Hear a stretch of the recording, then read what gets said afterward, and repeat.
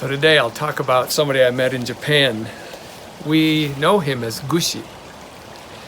Gushi was an 8th degree black belt and absolutely daunting. And I went to Japan to train. I went there 4 times. The first time I got to see him and train alongside him, and he was absolutely severe on the floor. He was not uncomfortable to talk to if we were outside the dojo, but inside the dojo, he was there to train, and he expected the same.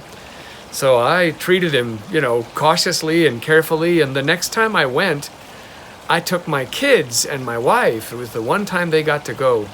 And my daughter saw the same kinds of things that I saw in Gushi, an amazing martial artist, an old man. He'd been through World War II in Okinawa. Tough place to be, by the way, if you were Japanese. And yet, as we worked with this guy and experienced his rigorous, severe, strong karate, the great sensei that we were studying with at the time said he wanted to have us take a break on one day and go to the beach.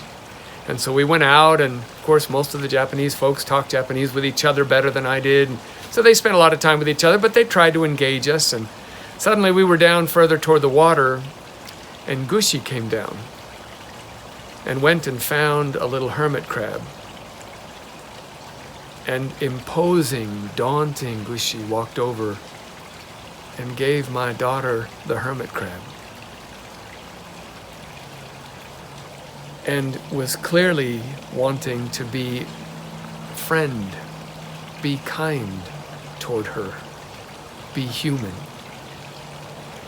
We live in a great country, and God's kingdom is here with us and to the corners of the universe and all the way into Japan. And there are beautiful people everywhere. And that great master martial artist named Gushi reached out and loved my daughter and made certain that by the time we were done with that picnic on the beach, that she knew she mattered to him.